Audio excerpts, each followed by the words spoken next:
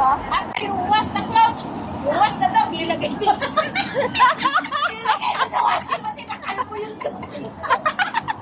Unat na Oy, parang nakita ko sa, nakita ko sa news. Sabi daw ng madam, sa Middle East ba yun? Sa Middle East something. Hindi. Wash daw properly. Yung binili nilang meat. Wash properly, ha? Eh, di, nilagay sa washing. wash Nilagyan ng sabon. Hindi. Wash properly. Common sense, hindi naman niya sinabing washing. Hindi. Sinabi nga wash properly. O, di wash Eh, di, nilagay sa washing. Oo, ang karne. Wash properly. Ano?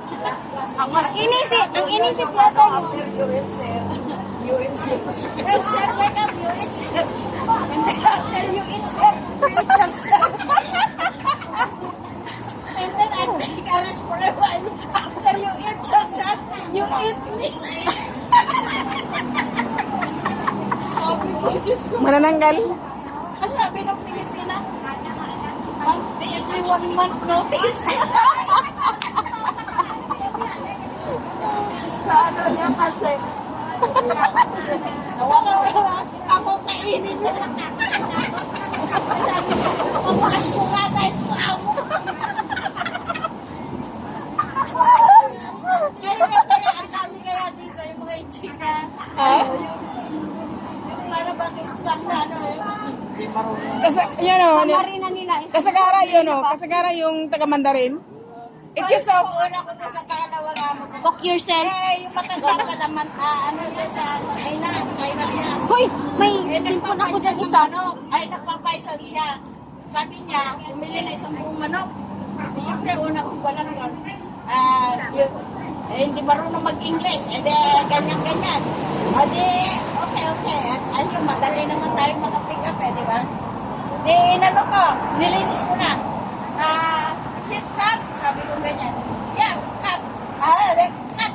Siguro sunod-sunod lang sa sinasabi ko. Kinap ko ngayon, tinatad ko yung manok. Okay, Papa, finish already. Hanggang alas 12:30 ng gabi. Sabi niya, why? Why lang ako? Chow lang! Pinalalayas ako. Alauna ng gabi na yun. Sigado lang pa rin siya para palitan ko yung ano. Kaisan palago! Kala ko naman papakat. Hindi nga ako marunong doon sa ganyang kaisan-kaisan.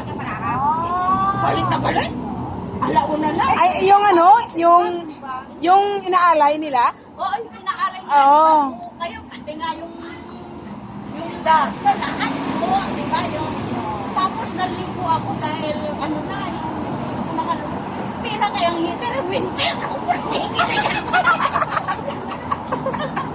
Serious ko na nakikinig ako.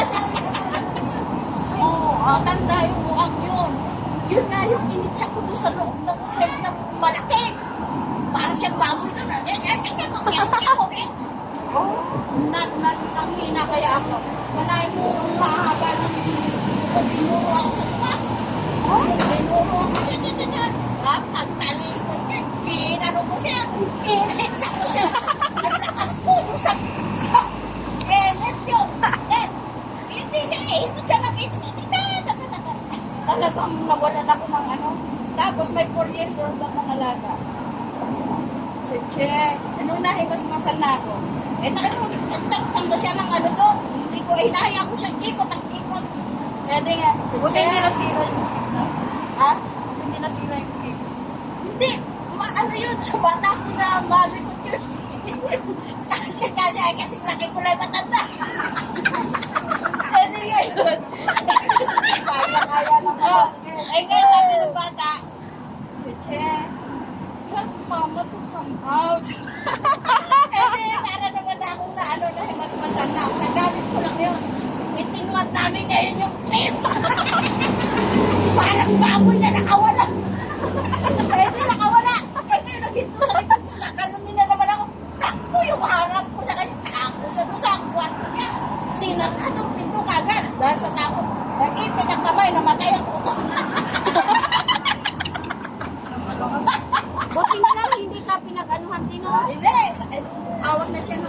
sa mga anak niya, may pulis makakana.